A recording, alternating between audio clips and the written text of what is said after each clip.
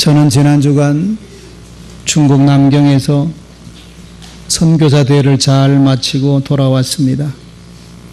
어려운 가운데도 선교하고 있는 선교사 10가정들과 함께 먹고 자고 세계에서 제일 큰 성경인쇄소인 애덕 성경인쇄소도 방문하고 중국에서 가장 오래된 남경신학교를 방문도 하고 또 중국 내지 선교회를 이끌며 전도했던 허드슨 테일러 선교사의 발자취도 돌아보면서 선교사들과 함께 지냈습니다. 그 10가정 선교사들이 우리를 통해서 많은 위로를 받고 이렇게 자기들을 선교 주심에 대해서 너무 고맙다는 인사를 받고 돌아왔습니다. 한국에 돌아보니까 날씨가 남경보다 훨씬 더 춥습니다. 저는 추위를 좀 많이 타는 편이라서 겨울을 그렇게 좋아하지 않습니다. 제가 좋아하는 계절은 가을입니다. 여러분은 어떤 계절을 좋아하지요? 어떤 사람은 그럽디다. 자기는 더운 여름이 싫고 추운 겨울이 훨씬 자기는 좋다고 그래요. 겨울을 좋아하는 사람도 있지요. 그런가 하면 또 겨울은 너무 추워서 난 차라리 뜨거운 여름이 좋다는 사람도 있고 또 추운 것도 더운 것도 다 싫고 나는 봄과 가을이 좋다는 사람도 있습니다. 그런데 계절이라는 것은 돌고 도는데 내가 좋아하는 계절 속에서만 늘 살아갈 수가 없잖아요. 맞추며 살아가야 됩니다. 행복이란 겨울은 겨울대로 좋고 여름은 여름대로 좋다고 생각하는 사람이 행복한 사람입니다. 추우면 추운 대로 살 줄도 알고 더우면 더운 대로 살 줄도 알고 이렇게 사계절을 있는 그대로 즐길 줄 아는 사람이 행복한 사람이 아니겠습니까? 여러분, 물질이라는 것도 그렇습니다. 물질이 많으면 많은 대로 살아가는 것이고 또 가난하다면 그 가난한 데서도 행복을 만들어가며 살아갈 줄 아는 사람이 행복한 사람이지요. 반드시 돈이 많아야 행복한 건 아닙니다. 반대로 반드시 돈이 없어 가난하면 반드시 불행해지느냐? 그런 것도 아닙니다. 여러분 보세요. 돈이 많으면서도 불행하게 살아가는 사람들이 꽤 많아요. 그러면 반대로 가난하면서도 행복하게 사는 사람들이 있어요. 있습니다. 그러나 그걸 보면 그렇게 내게 주어진 대로 맞추고 살아가는 것이 행복이 아닌가 그런 생각을 합니다. 그래서 사도 바울은 빌립보서 4장 12절에 보면 이렇게 말하지요. 나는 비천에 처할 줄도 알고 풍부에 처할 줄도 알아. 모든 일에 곧 배부름과 배고픔과 풍부와 궁핍에도 처할 줄 아는 일체의 삶의 비결을 배웠다. 그렇게 고백해요. 그러니까 사도 바울은 행복하게 일평생을 살았습니다. 이것이 행복하게 사는 비결이겠지요. 사계절은 자연의 섭리입니다. 여름이 가면 가을이 오고 가을이 가면 또 겨울이 옵니다. 그러나 추운 겨울이지만 겨울이 또 가면 다시 봄이 오지요. 이런 사계절의 섭리 앞에 우리가 저항해서는 안 됩니다. 겸손하게 자연의 섭리를 받아들일 줄 알아야 그래야 행복한 삶을 살아갈 수가 있는 겁니다. 오늘 본문 쓸 당시 사도 바울은 두 번째로 로마 감옥에 투옥이 되었습니다. 바울은 두 번째로 로마 감옥에 투옥이 되면서 직감했습니다. 이제는 석방되지 못할 것이다. 내가 여기 있다가 순교당할 것이라고 하는 것을 바울은 직감합니다. 내가 이제 여기서 끝나겠구나. 죽음이 올 것을 바울은 이미 예견했다는 것입니다. 기도 많이 하는 사람은 내가 이제 죽을 때가 가까운다는 것을 직감합니다. 바울은 그런 직감을 했어요. 그래서 오늘 본문 앞에는 6절에 보면 바울은 이렇게 말합니다. 전제와 같이 내가 벌써 부어지고 나의 떠날 시각이 가까웠도다.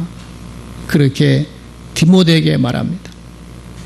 떠날 시각이 가까웠다는 말은 죽을 때가 가까이 다가왔다는 것입니다. 이때 사도 바울은 나이가 70이 넘었고 이제 자신의 인생의 종착점이 눈앞에 보입니다. 이런 시점에서 사도 바울은 디모데에게 두 번째 마지막 편지를 써보내고 있습니다. 이 디모데 후서는 바울이 마지막으로 쓴 편지입니다. 9절에 보면 바울은 디모데에게 이렇게 말합니다. 너는 어서 속히 내게로 오라. 어서 속히 내게로 와 달라는 부탁을 합니다. 그리고 21절에 보면 너는 겨울 전에 어서 오라고 바울이 디모데에게 부탁합니다. 사도 바울은 여러분들 아시는 것처럼 결혼하지 않았습니다. 가정도 없고 자녀도 없습니다. 그러나 사도 바울에게는 사랑하는 믿음의 아들이 있었어요. 정말 사랑하는 믿음의 아들이 있었어요. 그 아들이 누구죠? 디모데입니다. 디모데는 평생토록 사도 바울을 도왔고 사도 바울을 본받아 복음 전하는 일에 수고를 아끼지 않았던 바울의 충실한 제자요 아들이었습니다. 로마에 가면 바울 성당이 있습니다. 유럽에 여러분 다 가보시면 성당이 많이 있지요. 그 성당의 강단은 전부 다 성인들의 무덤이 있습니다. 관이 있어요. 유럽의 성당의 모든 제단에는 다 앞서간 성인들의 관이 밑에 여기 묻혀 있어요. 우리는 동네에 납골당만 들어오면 난리를 치지요. 집값 떨어진다고. 그래서 죽으면 다 골로 보내버리지요. 그런데 유럽 사람들은 그렇지 않습니다. 유명한 성당엔 전부 다 강단에 성인들의 관이 여기 묻혀 있어요. 참 우리가 한번 생각해 볼 만한 것이죠. 바울 성당은 왜 바울 성당이라 부르는가 하면 그 성당 강단에는 사도 바울의 시신을 안치한 관이 있습니다. 그래서 그 성당은 바울 성당입니다. 그 사도 바울이 시신이 안치된 그 관 밑에는 지하에는 디모데 시신을 안치한 관이 있습니다. 그러니까 디모데는 평생 바울과 함께 일했으며 죽어서도 바울의 관 밑에 묻힌 겁니다. 참 아름다운 모습이 아니겠습니까? 바울은 죽음을 직감하고 자신에게 인생에 겨울이 왔다, 죽음이 가까웠다는 것을 직감하면서 디모데에게 편지를 보내면서 겨울 전에 속히 좀 내게로 오라고 부탁하고 있는 것입니다. 바울은 결혼도 하지 않고 가정도 없었지만 그는 진실로 행복한 사람이었습니다. 왜냐하면 죽음을 앞에 두고 오라고 부탁할 아들이 있었으니까. 여러분들은 여러분의 마지막 순간을 함께 지켜보아 줄 믿음의 아들이 있습니까? 인생에도 여러분 사계절이 있습니다. 봄과 같이 꽃이 피고 희망이 부푸른 때가 있는가 하면 여름과 같이 더위와 싸우며 성장해야 되는 때도 있고요. 그런가 하면 인생에도 가을이 있습니다. 네모나게 심은 대로 거두어 들이는 때도 인생에는 있습니다. 뿐 아니라 인생에도 겨울이 있지요. 서서히 활동이 멈추고 이젠 손을 놓고 이제는 안식해야 될 때도 다가옵니다. 인생의 겨울이지요. 사도 바울은 바로 지금 계절적으로도 겨울을 맞이하고 있었고 또한 인생의 계절로도 겨울을 맞이하고 있었습니다. 이제 눈앞에 죽음이 가까우고 있고 그러니까 몸도 춥고 마음도 추웠습니다. 그런 사도 바울의 심정을 오늘 본문은 잘 우리들에게 보여주고 있어요. 먼저는 육체의 추위입니다. 사람은 나이가 들면 들수록 추위를 많이 타지요. 예, 입어도 춥습니다. 덮어도 춥고요. 지금 바울은 로마 지하 감옥에 갇혀 있습니다. 햇빛도 들어오지 않고 창문도 없습니다. 사방이 차갑고 딱딱한 돌로 된 지하 감옥입니다.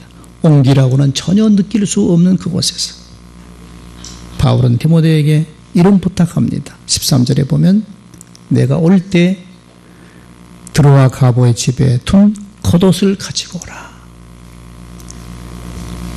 디모데가 겨울 전에 내게 속히 오는데 올 때는 가보의 집에 둔 겉옷을 가지고 오라고 부탁합니다. 이것은 그만큼 바울이 추웠다는 겁니다. 뿐만 아니라 바울은 정신적으로도 겨울을 맞고 있었습니다. 10절에 보면 바울은 이렇게 디모데에게 말해요. 대만은 이 세상을 사랑하여 나를 버리고 데살로니가로 가버렸고 그레스게는 갈라디아로 디도는 달마디아로 갔다. 다 나를 떠나고 나와 함께 있는 자는 누가밖에 없다고 바울이 디모데에게 말합니다. 자신과 함께 있던 사람들이 다 떠났다는 것입니다. 먼저 데마가 바울 곁을 떠났습니다. 그런데 바울은 데마가 자기를 떠난 이유가 세상을 사랑해서 자기를 버리고 데살로니가로 가버렸다고 말합니다. 데마는 어떤 사람입니까? 바울이 쓴 빌레몬서 1장 24절에 보면 바울은 데마를 나의 동역자라 부릅니다. 바울이 내 동역자라고 부른 그 데마가 세상을 사랑해서 바울을 버리고 떠나버린 것입니다.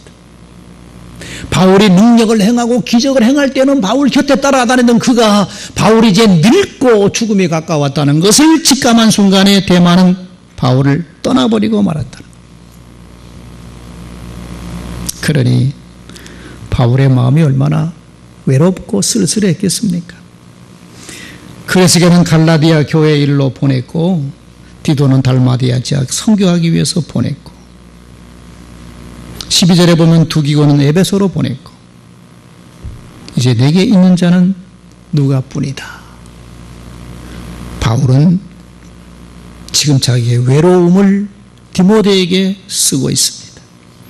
스스로 떠난 사람이 있는가 하면 일이 있어서 보낸 사람, 이렇게 해서 다 내 곁에 떠나고 지금 누가만 남아있다.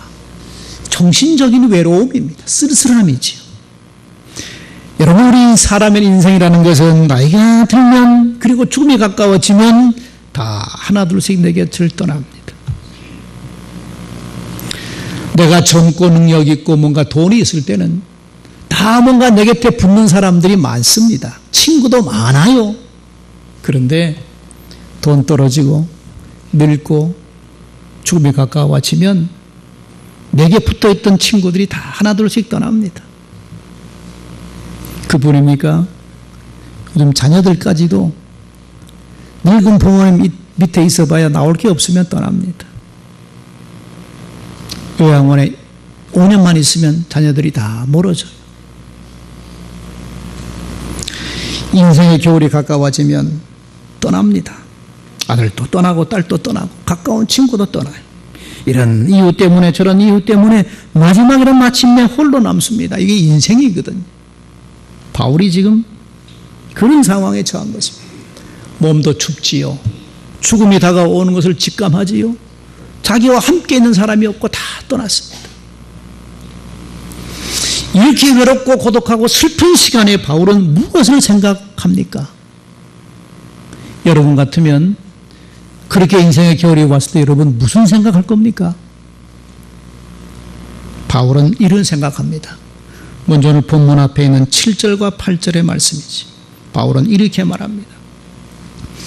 나는 선한 싸움을 싸우고 나의 달려갈 길을 마치고 믿음을 지켰으니 이제 후로는 나를 위해서 의의 면류관이 예배되었으므로 주 곧 의로우신 재판장이 그날에 내게 주실 것이며 내게만 아니라 주님의 나타나심을 사모하는 모든 자에게도 주실 것이다. 바울은 먼저 자신의 달려갈 길을 다 마쳤다고 말합니다. 이제는 죽음이 다가오고 있기에 복음을 전할 일은 저런 계획 다 버리고 내 인생에 달려갈 길을 마쳤다. 그렇게 고백을 합니다. 사람이 욕망을 버린다는 것은 쉬운 일이 아닙니다. 늙어도 욕심이 많아요. 돈에 대한 욕망, 명예에 대한 욕망, 사업에 대한 집착, 이런 것들을 끊어버리기가 참 어렵습니다. 그러나 바울은 다가오고 있는 자신의 총착점을 바라보면서 모든 계획과 욕심을 다 버렸습니다. 그래서 이제 나의 달려갈 길을 마쳤다. 그렇게 말하면서, 그러면서 이제 무엇을 생각한다는 것입니까? 주님께서 자신에게 줄 면류관, 하늘나라의 상급, 그것만을 바라보고 있다는 고백을 합니다. 여러분, 우리가 인생의 겨울을 맞이하고 죽음이 다가왔을 때 우리는 뭘 바라봐야 되는 것입니까? 주님이 주실 면류관을 바라보아야 됩니다. 나이가 들면 들수록 주님 만날 것을 바라보아야 돼요. 그런데 보면 어떤 사람은 나이가 들면 들수록 세상적인 것에 더 집착하는 모습을 봅니다. 이건 바람직한 성도의 모습이 아닙니다. 사도 바울은 이제 자신의 죽음을 앞에 두면서 주님께 주실 상급을 바라보고 있는 겁니다. 이런 사도 바울의 모습을 본받아 우리도 나이가 들면 들수록, 떠날 날이 가까우면 가까울수록 주님을 바라보고 살아야 됩니다. 주님에게 소망을 둬야지 세상에 소망 두면 외롭고 슬플 뿐입니다. 우리가 나이가 들면 들수록 주님만을 사모하고 주님 주실 상급을 바라보고 살아가는 여러분의 삶이 되시기를 주님 이름으로 축원드립니다. 두 번째로 11절에 보면 바울은 이렇게 말합니다. 내가 올 때에 마가를 데리고 오라고 부탁합니다. 바울과 마가의 관계는 조금 좋지 않는 사연이 있습니다. 사도행전을 보면 바울과 바나바가 1차 전도 여행을 떠날 때 마가를 데리고 갑니다. 마가는 바나바와 인척 관계입니다. 그래서 바나바가 데려가자고 해서 마가를 데리고 1차 전도 여행을 떠났는데 밤빌리아에 갔을 때 너무너무 힘드니까 마가가 전도 여행을 포기하고 혼자 집으로 돌아가 버렸습니다.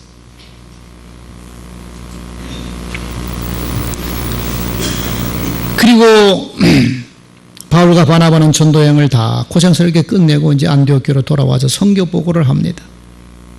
그리고는 그 후에 얼마 있다가 바울과 바나바가 다시 2차 전도 여행을 떠나려고 그러는데 마가가 또 따라오겠다는 겁니다. 그때 바울은 단호하게 냉정하게 거절합니다. 너는 따라올 수 없어. 이유가 뭡니까? 1차 전도 여행 때 너무너무 힘들다고 포기하고 돌아가 버렸거든요. 그런 친구가 또 따라온다는 겁니다. 바울은 안 된다는 것이죠. 너와 같은 사람은 따라올 자격이 없다. 그런데 바나바는 이번엔 한번 데려가 보자는 겁니다. 지난번에 실패했으니까 이번엔 그렇지 않을 거니까 한번 다시 데려가 보자는 겁니다. 바울은 안 된다는 것이죠. 저런 인간은 데려갈 수 없다는 얘기입니다. 그래가지고 바울과 바나바의 다툼이 일어납니다. 결국 갈라서지요. 결국 바나바는 마가를 데리고 다른 곳으로 전도를 떠나고 바울은 실라를 데리고 다른 곳으로 전도하러 떠납니다. 그런데 그 후에 마가는 자신이 1차 전도 여행 때 고생스럽다고 포기하고 돌아간 것에 대해서 굉장히 가슴 아파하고 마가는 그 후에 더 열심히 주를 위해서 복음을 전하는 일을 열심히 했습니다. 그 마가가 기록한 복음서가 마가복음서입니다. 마가는 처음에 실패했지만 그 실패를 교훈 삼아서 사람이 새롭게 변화되어서 주님의 충성스러운 일꾼이 되었어요. 그런 소식을 들은 바울은 이제 죽음을 앞둔 시점에서 디모데에게 부탁합니다. 내가 올 때 마가를 데리고 오라. 그가 이제는 주님 일에 유익한 사람이 되었다. 그렇게 말합니다. 그러면 바울이 죽음을 앞둔 시점에서 왜 마가를 데리고 오라고 디모데에게 부탁했을까요? 저는 이런 생각이 듭니다. 바울은 마가와의 관계를 아름답게 마무리하고 죽고 싶었습니다. 그때 내가 섭섭하게 했던 것, 그때 때 내가 냉정하게 잘라버린 것, 그것이 바울 마음속에는 아픔이었습니다. 그래서 마가를 데려와라. 마가를 만나면 그때 얼마나 섭섭했냐. 내가 너를 오해했다. 미안하다. 이렇게 마가와 화해를 한 다음에 죽고 싶었어. 그래서 디모데에게 내가 올 때 마가를 데리고 오라고 부탁한 것입니다. 이런 바울의 모습을 본받아서 우리도 나이가 들면 들수록 섭섭해했던 사람들과 화해를 해야 됩니다. 그리고 아름다운 마무리를 준비하며 살아가야 아름다운 믿음의 성도가 될 수 있습니다. 세 번째 13절 하반절에 보면 바울은 그렇게 말해요. 올 때 특별히 가죽 종이에 쓴 책을 가지고 오라고 부탁합니다. 가죽 종이에 쓴 책은 성경책입니다.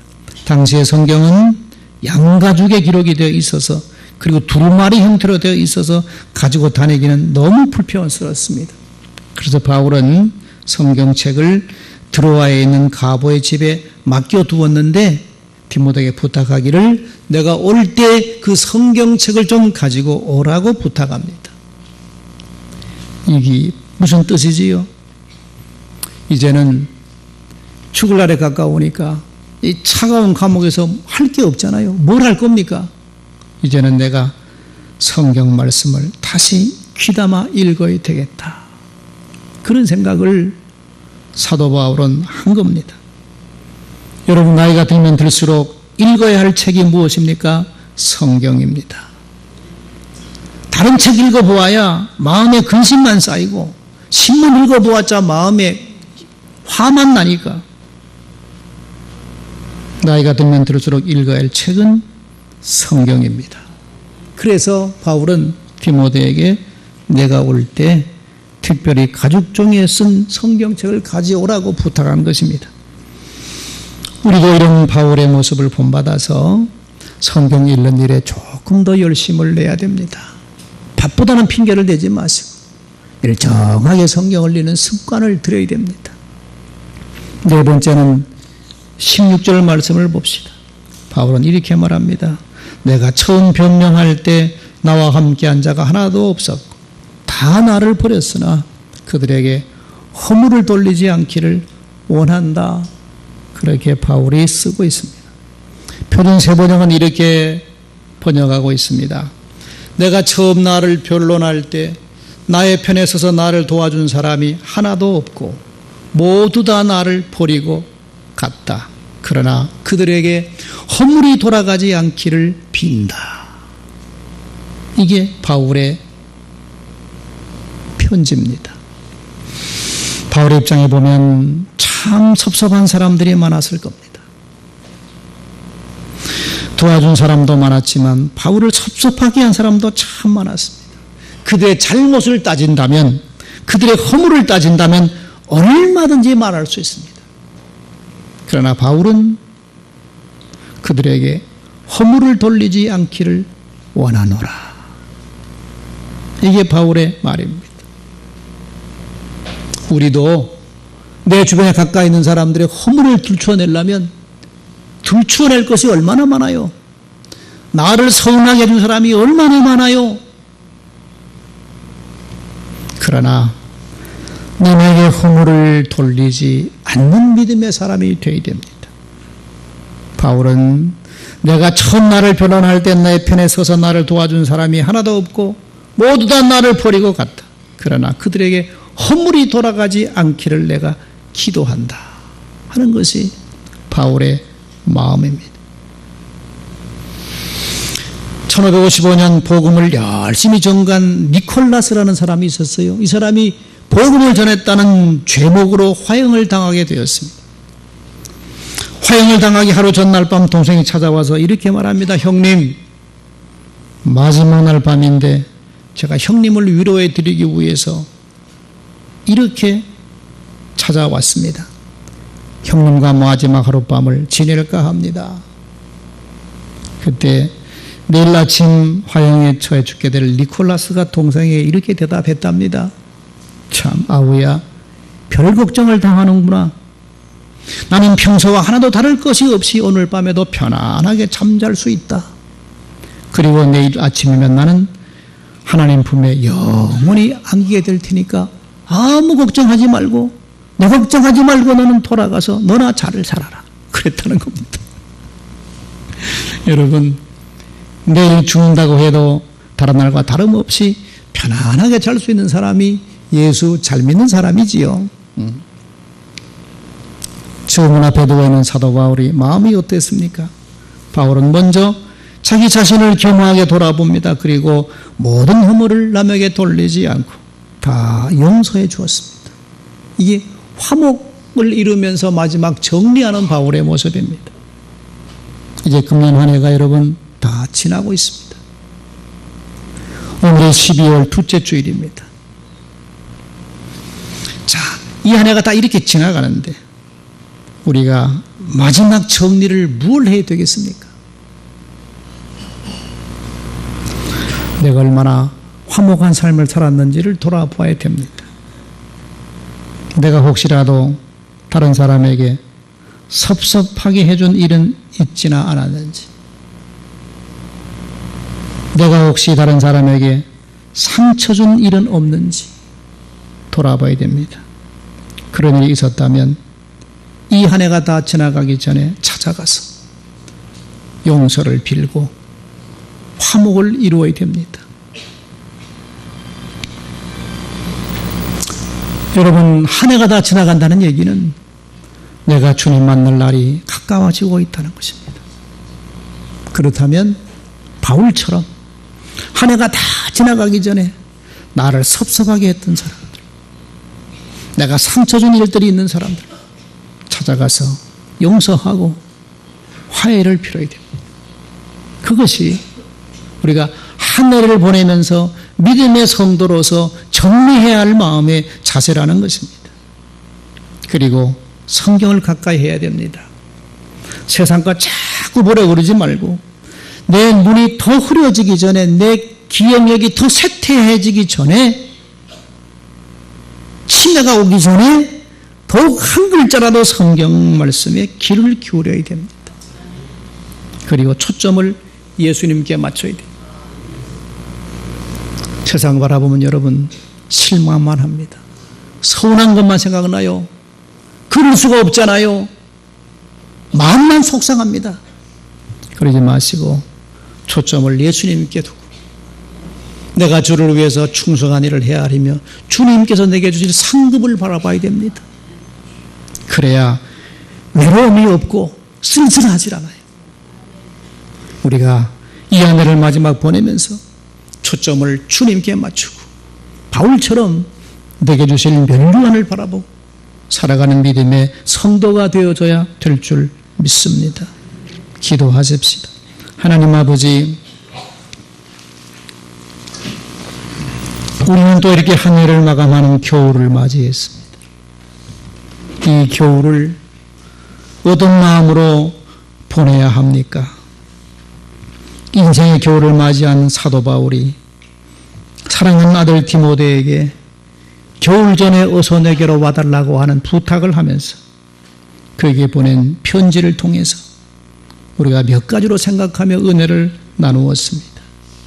내 자신을 겸허하게 돌아보면서 용서할 사람을 용서해 주고 사과해야 될 사람에게 사과하면서 화목을 이루게 하여 주시옵소서. 그리고 하나님 말씀을 더욱 가까이 하게 하시고 초점을 하나님 나라 계신 예수님께 맞추고 주님이 주실 생명의 멸류관을 바라보면서 이 추운 겨울을 따뜻하게 보낼 수 있는 믿음의 사람들 되게 하여 주시옵소서. 예수님 이름으로 기도드립니다. 아멘.